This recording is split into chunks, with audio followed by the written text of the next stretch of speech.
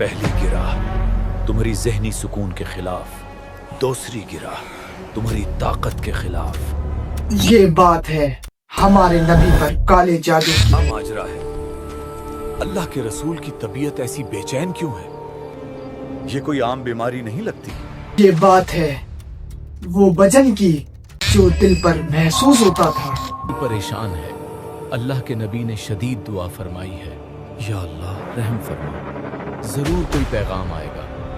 یہ بات ہے اس علاج کی جو آسمان سے نازل ہوا۔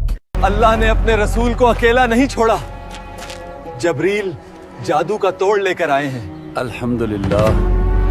یہ بات ہے اس شیطانی عمل کے توڑ کی۔ یہی ہے،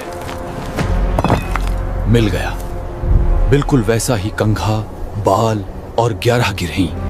اور یہ بات ہے سورۃ الفلق کی۔ اعوذ برب الفلق۔ اب سوال یہ ہوتا ہے کہ اللہ نے اس پوشیدہ حملے کو ہونے کیوں دیا؟ اور سب سے بڑی بات تو یہ ہے اس سورت کا ہماری اور آپ کی زندگی سے کیا تعلق ہے؟ تعلق ہے، میں بتاؤں گا کیا تعلق ہے۔ بسم اللہ الرحمن الرحیم۔ قل اعوذ برب الفلق من شر ما خلق ومن شر غاسق اذا وقب ومن شر النفاثات في العقد ومن شر حاسد اذا حسد۔ یہ بات ہے اس وقت کی جب ایک یہودی نے ہمارے نبی پر کالا جادو کر دیا۔ یہ بات ہے اس انسان کی جس کا نام لبید ابن عاصم تھا۔ اس نے آستین کا سانپ بن کر ہمارے نبی کو دھوکہ دیا۔ محمد کا دین بڑھتا ہی جا رہا ہے، اب اسے روکنے کا ایک ہی حل ہے اور وہ ہے جادو۔ پہلی گراہ تمہاری ذہنی سکون کے خلاف، دوسری گراہ تمہاری طاقت کے خلاف۔ جب ہمارے نبی کی تکلیف بڑھ گئی تو اللہ نے حضرت جبرائیل کو بھیجا۔ تب حضرت جبرائیل نے بتایا کہ ان پر جادو کیا گیا ہے اور وہ چیزیں ایک پرانے کنویں میں چھپائی گئی ہیں۔ اس میں 11 گروہ اور کچھ بال اور کنگا بھی شامل ہے۔ یہی ہے، مل گیا، بالکل ویسا ہی کنگھا، بال اور 11 گرہیں۔ تو چلیے ہم اس سورت کو بالکل آسان بھاشا میں سمجھتے ہیں۔ تو پہلی آیت میں اللہ تعالیٰ کیا فرماتا ہے، سنو ذرا۔ قل اعوذ برب الفلق۔ کہو کہ میں صبح کے مالک کی پناہ مانگتا ہوں۔ بتا رہا ہے جو گہری سے گہری رات کو تمہارے لیے صبح کو پھاڑ کر نکالتا ہے۔ تو اس طرح ہم یہ اعلان کرتے ہیں کہ ہمارا بھروسہ کسی کمزور چیز پر نہیں ہے، ہماری پناہ اس رب سے ہے جو نا امیدی اور پریشانی کو چیر کر ایک نئی زندگی اور ایک نئی امید پیدا کراتا ہے۔ اب دوسری آیت میں اللہ فرماتا ہے من شر ما خلق۔ ہر چیز کی برائی سے جو اس نے پیدا کی۔ اب ہم یہ اعلان کرتے ہیں کہ ہم اللہ کی پناہ میں آتے ہیں، وہ اللہ جو ہر تکلیف، ہر چھوٹی سے چھوٹی چیز سے، ہر بڑی سے بڑی چیز سے بچاتا ہے۔ اور اس میں وہ شر بھی شامل ہیں جو ہم جنگل میں دیکھتے ہیں۔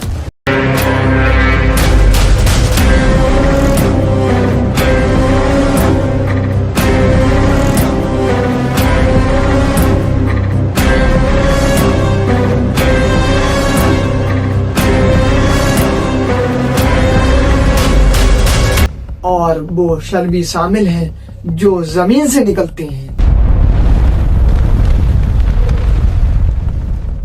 اب تیسری آیت میں اللہ فرماتا ہے ومن شر غاسق اذا وقب۔ اور اندھیری رات کی برائی سے جب اس کا اندھیرا چھا جائے۔ رات کا وقت سب سے خطرناک کیوں ہے؟ جب اندھیرا مکمل طور پر چھا جاتا ہے تو یہ ظاہری خطرات کو بڑھا دیتا ہے، بلکہ باطنی خطرات بھی اپنے عروج پر آ جاتے ہیں۔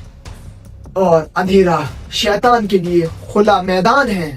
یہ آیت ہمیں رات کی برائی، وقت کی برائی और गफलत की बुराई से पनाह मांगना सिखाती है और हमें याद दिलाती है कि रात की तारीकी वो वक्त है जिसमें हर बुराई हमला करने के लिए तैयार होती है और पनाह सिर्फ अल्लाह की रोशनी में है।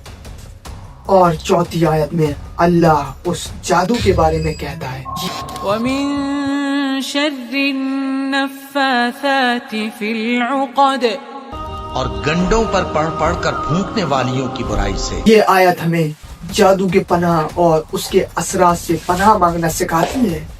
और अगली आयत में अल्लाह फरमाता है, ومن شر حاسد إذا حسد और हसद करने वाले की बुराई से जब वो हसद करने लगे। देखो उसकी कामयाबी, इतना माल कैसे फेंक रहा है। हमारा इक्तिदार खत्म हो जाएगा, हमारा सारा रिज़्क उसके पास जा रहा है। हसद एक ऐसी बातनी बीमारी है जो जादू से भी ज्यादा खतरनाक होती है।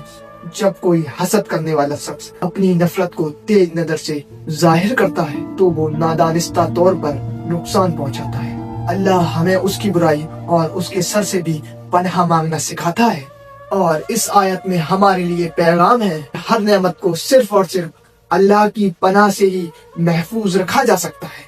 जरा गौर करें, 1400 साल पहले नाजिल होने वाली ये आयत आज भी हमारी और आपकी जिंदगी का एक अहम हिस्सा है, क्योंकि आज के दौर में जितनी भी तरक्की इंसान ने की है उतना ही शर पैदा हुआ है। और ये आयत हमें सिखाती है कि आज का इंसान जितना भी एडवांस हो जाए उसे 3 तरह के दुश्मनों से बचना है। ये आयत अल्लाह ने सिर्फ जुबानी पढ़ने का हुक्म नहीं दिया है, बल्कि इस आयत को अल्लाह ने हमारे लिए एक मजबूत ढाल बना दिया है। सब्सक्राइब